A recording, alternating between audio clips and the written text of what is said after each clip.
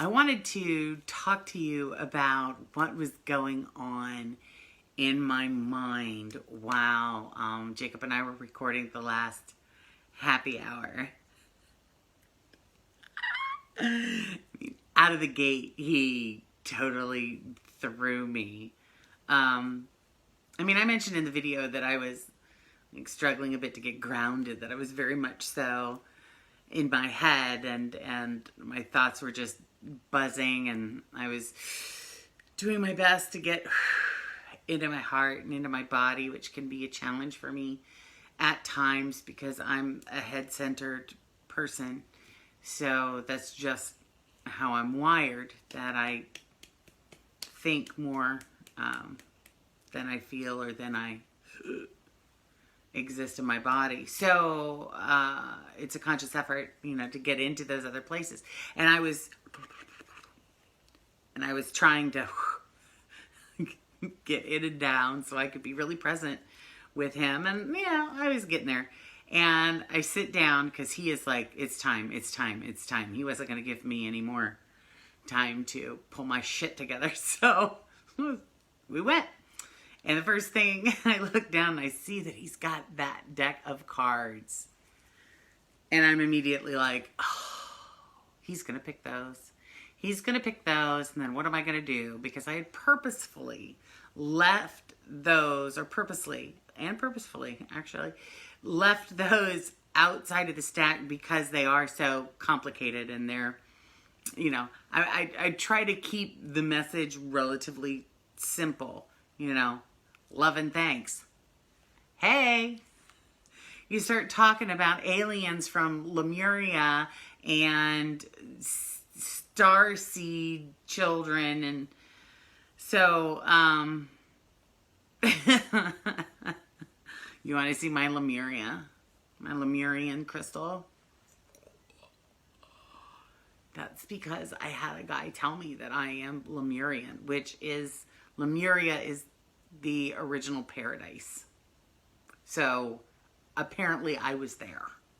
And that's why this crystal chose me.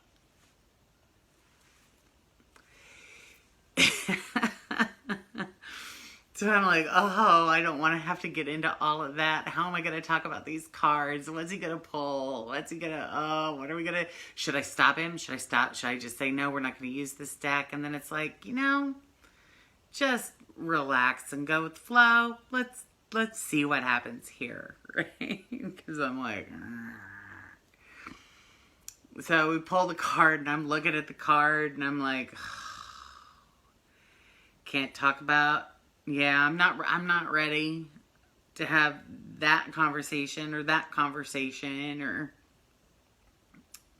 and so I was searching for the meaning in it for Jacob and me. And when I got a little more grounded, that's when it became obvious to me that I needed to tell him he doesn't get to go on the trip that he looks forward to every year because he loves staying in the Hampton Inn house and going to Sesame Place.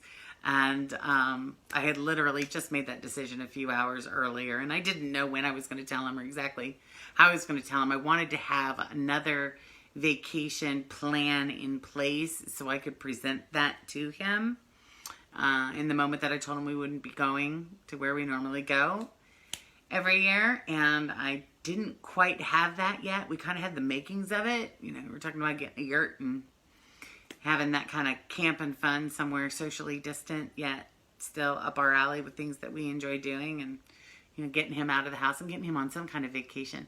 But I didn't have anything set in stone yet, but it was like, that was the obvious avenue to go. And so my thought was, all right, what you model, you teach. If you get all, oh, honey, I'm so sorry. I know this is hugely disappointing, and I know that you're really sad, and I know this really sucks, and that damn COVID is just ruining everybody's life. If I present it to him that way, well then, yeah, he's going to get really upset about it. And I knew that. And I knew that I needed to show him that it was all going to be okay. We're going to be great. This is going to be fun. We're going to figure something out. We always do. We'll still see Dr. Pock. But there was that little piece in me that was like hesitant. I wasn't fully on board. I wasn't fully prepared. I wasn't fully ready. I could have done a better job selling it to him, for sure. I think I pulled it off. I think I did. And I know in the moment that it was happening, like instinctually, because of how I'm personally wired, I do not like to sit in pain or discomfort. I like to think my way out of it as quickly as possible. I like to come up with the silver lining. I like to pivot. I like to reframe. I'm extraordinarily good at it. It's how I'm wired.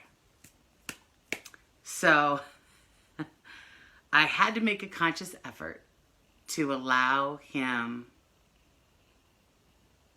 to be disappointed. I had to honor his disappointment, at least for a minute.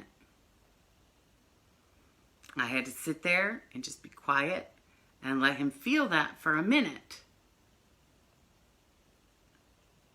before I came back around with the good news. Because I know how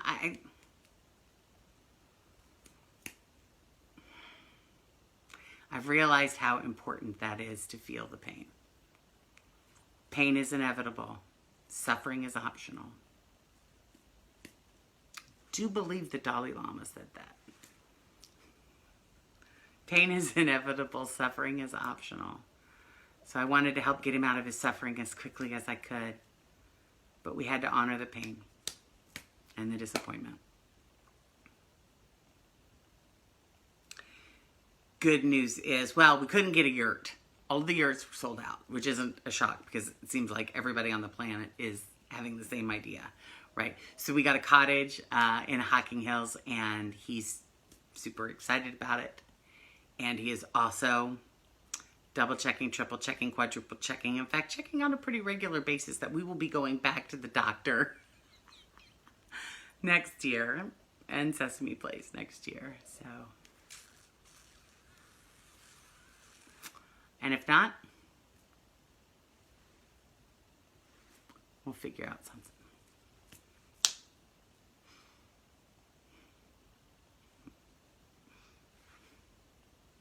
Thanks for watching.